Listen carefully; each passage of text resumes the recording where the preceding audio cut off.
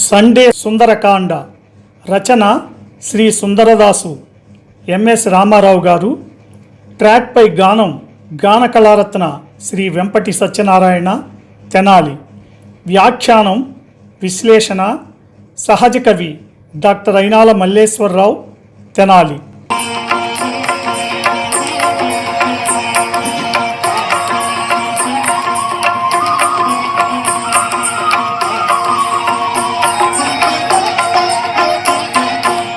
శ్రీ హనుమాను గురుదేవులు నాయద పలికిన సీతారామ కథ, నే పలికెద సీతారామ కథ.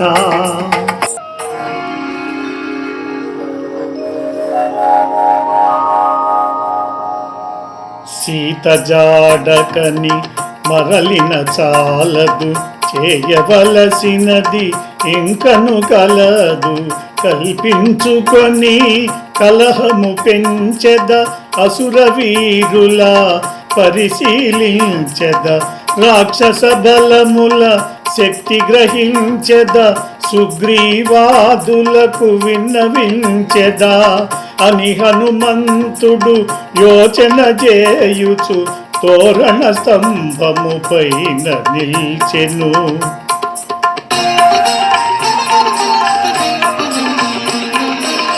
పద్మాకరముల పాదొనరించి జలాశయముల గట్టులు త్రెంచి, ఫలవృక్షముల నేలను గూల్చి, ఉద్యానముల రూపును మాపి, ప్రాకారముల బద్దలు చేసి, ద్వారబంధముల ధ్వంసము చేసి, సుందరమైన అశోకవనమును చిందరవందర చేసే మారుతి.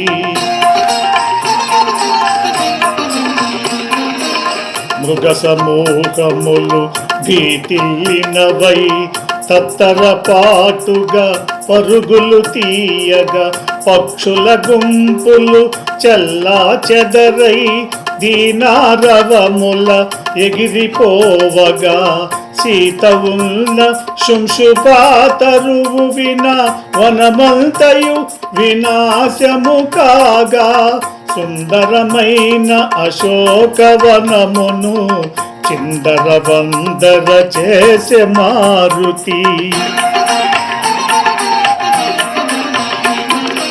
శ్రీ హనుమాను గురుదేవులు నాయద పలికిన సీతారామ కథ, నే పలికెద సీతారామ కథ.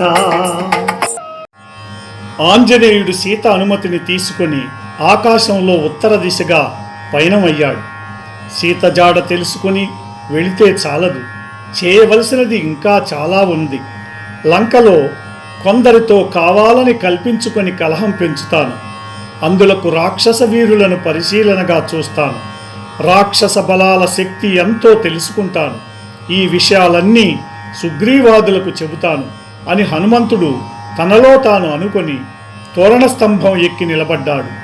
నీటి సరస్సులను పాడు చేశాడు, చెరువుల గట్లు తెంచాడు, పండ్ల చెట్లను నేలకూల్చాడు, ఉద్యానవనాలను చెల్లాచెదురు చేశాడు, ప్రాకారములనెల్ల బ్రద్దలు చేశాడు, ద్వారబంధాలను ధ్వంసం చేశాడు, సుందరమైన అశోకవనాన్ని చిందరవందర చేశాడు. మృగాల గుంపులు భయపడ్డవి, తత్తరపాటుతో పరుగులు తీసినవి, దీనమైన అరుపులతో పక్షుల గుంపులు చెల్లాచెదురయ్యాయి.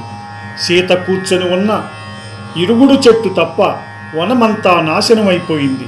వనాన్ని ఆ విధంగా నాశనం చేశాడు మారుతి. ఈ ప్రోగ్రాంపై మీ యొక్క అభిప్రాయాన్ని లైక్ చేసి కామెంట్ రూపంలో తెలియజేయండి.